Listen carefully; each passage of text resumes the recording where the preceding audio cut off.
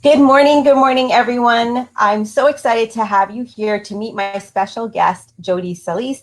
My name is Melanie Sessa. If we haven't met already, I'm a network marketing leader and a social media strategist, and I love working with women over 40 to help them learn how to use Facebook and create an online business that's profitable. And in my journey, I've met amazing women over 40 who have done the same thing, and one of them is Jodi Salice. So I'm going to share with you a little bit about Jodi, and then she's going to take it away. Jodi is amazing. She's a veteran of the creative arts as they relate to the human experience. She pours into her passion of creativity as a brand, identity designer, and a live music performer. Jodi received her bachelor's at SUNY Oneonta, so she's a New Yorker like me, in psychology, and she has a concentration in a professional stage performances and the visual arts. She also has a Bachelor of Arts in Applied Sciences at the Westwood College of Technology. Mm-hmm. Freelance graphic designer, Jodi provides visual branding solutions for businesses and entrepreneurs and is a 3-time winner of the American Advertising Awards. That's phenomenal. As a musician, Jodi shared stages with nationally renowned artists and has recorded on multiple albums as both a vocalist and a guitarist. She's very talented. And she currently ministers to the Christian church as a musical worship leader. Her spiritual gifts of faith and patience help her to shine God's light into the lives of others, and her heart's desire is to use her gifts to attract others to the call of the Holy Spirit and see them transform. Wow, Jodi, I cannot wait to hear your story. So welcome. Thank you so much, Melanie. I'm so excited to be here. Me too. So let's start from the beginning. So you went to school to become a graphic designer, right? That was what you studied. Tell us about that journey. What brought you to graphic design, and then how you transitioned to what you're doing now? Well, it's kind of funny because when I was a little girl, I actually wanted to be a singer. So that's how I got involved in music. But I was also an artist alongside that. So all my life growing up, I've been really good at, drawing and painting and that sort of stuff. Well, I never was interested in graphic design during school. I saw other people taking the courses, and I wasn't interested for some reason. The technical side just didn't interest me.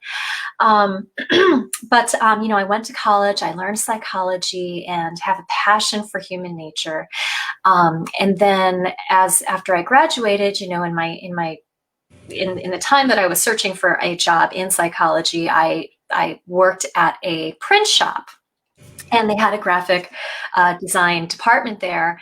And, I was seeing the work that was produced, and having my strong art background that I had, I just felt that there were needs that I could meet in my own capacity, but I didn't have the knowledge of actually using the graphic design tools to be able to be a help.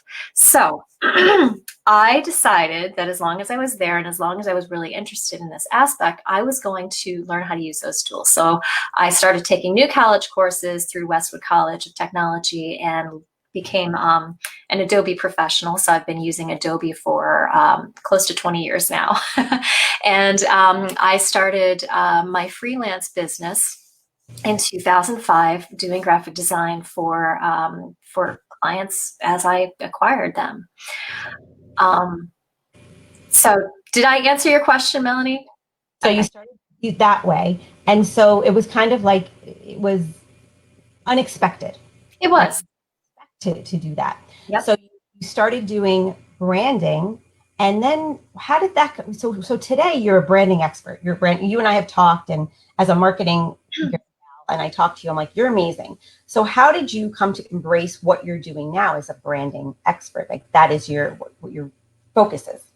So in my years as a graphic designer, I did the technical side of things. I created all the pretty pictures. I won the awards.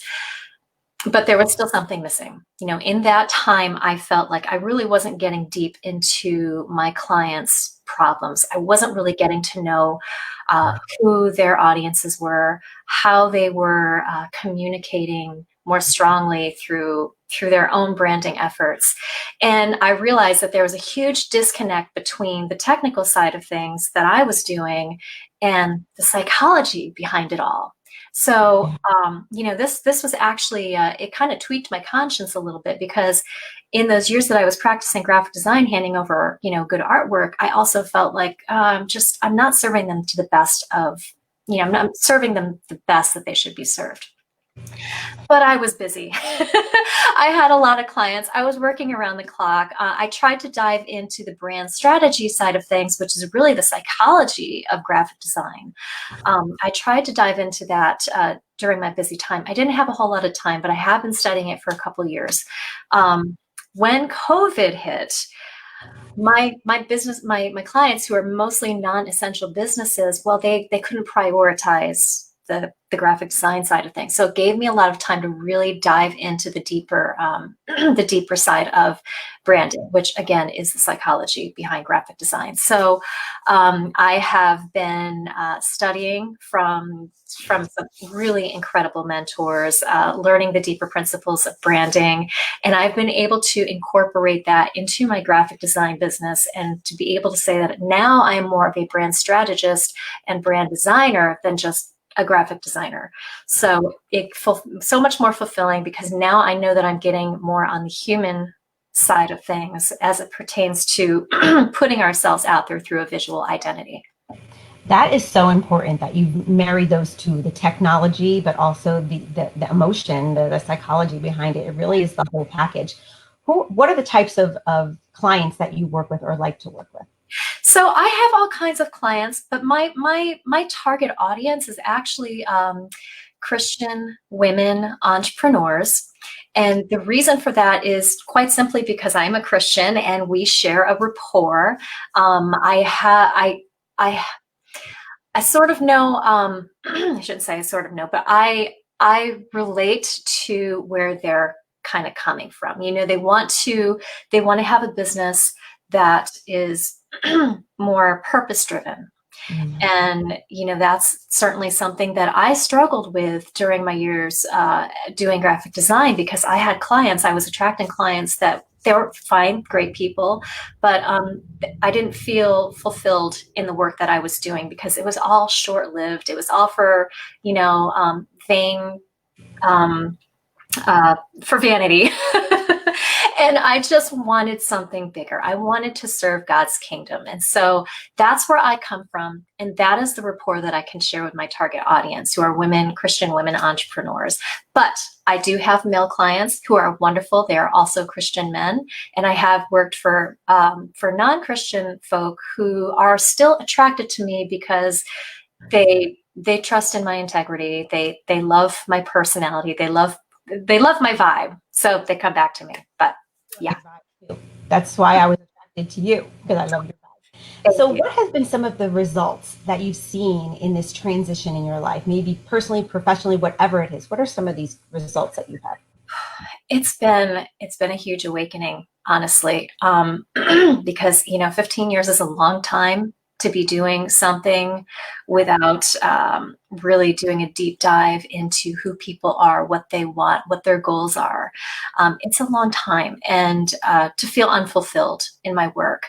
So having made that transition, it's like not just a huge eye opener about to see that, people have really real deep, they have deep emotions that drive them. They have deep emotions that compel them to make certain decisions.